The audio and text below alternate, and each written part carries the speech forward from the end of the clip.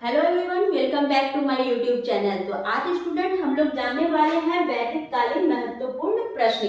तो चलिए हम लोग स्टार्ट करते हैं। 20 प्रश्नों का ये सिलसिला चलेगा, ठीक है।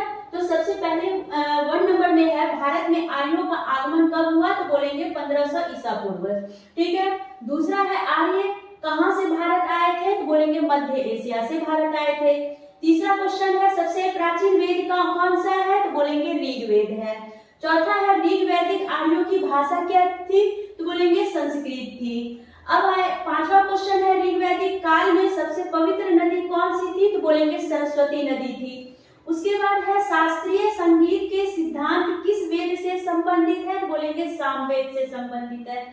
अब आते हैं, वैदिक युग में सर्वप्रथम किस धातु का प्रयोग किया गया था? तो सर्वप्रथम तांबा धातु का प्रयोग किया गया था। अब आते हैं नेक्स्ट क्वेश्चन, प्राचीन हिंदू विधि का लेखक किसे कहा जाता है? तो कहेंगे मनु को कहा जाता है। नेक्स्ट क्वेश्चन है, हिंदू विधि पर लिखी गई पुस्तक मिताक्षरा के लेखक कौन थे? तो बोलेंगे विज्ञानेश्वर थे। अब है क्वेश्चन नंबर 10, स्कंद पुराण में गढ़वाल को कहा गया है। तो क्या कहा गया है? गढ़वाल को केदार खंड कहा गया है। नेक्स्ट देखेंगे क्वेश्चन, भारत के प्रतीक चिन्ह की आधार पट्टी पर अंकित शब्द सत्यमेव जयते कहां से लिया गया है? तो बोलेंगे मुंडको उपनिषद से लिया गया है।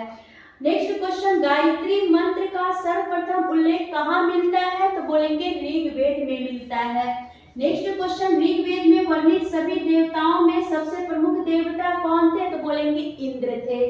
अगला क्वेश्चन है, वैदिक धर्म में लोग किसकी आराधना करते थे? तो प्रकृति की आराधना करते थे, प्रकृति की पूजा करते थे, ठीक है। नेक्स्ट है क्वेश्चन, पाणिनि किस विषय के विद्वान थे? तो बोलेंगे भाषा और व्याकरण के विद्वान थे पाणिनि। नेक्स्ट क्वेश्चन है, ऋग्वैदिक काल से पहले आर्यों का मुख्य व्यवसाय क्या था? तो मुख्य व्यवसाय आर्यों का जो था वो पशुपालन था, ठीक है। अब आते हैं, आर्य समाज कितने वर्णों में विभाजित था? तो आर्य समाज 4 वर्णों में क्या था? विभाजित था।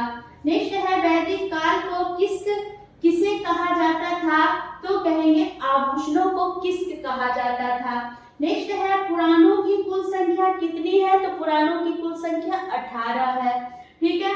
नेक्स्ट क्वेश्चन और लास्ट है, वैदिक काल में वर्षा का देवता किसे कहा जाता है? तो कहेंगे इंद्र को वर्षा का देवता कहा गया है।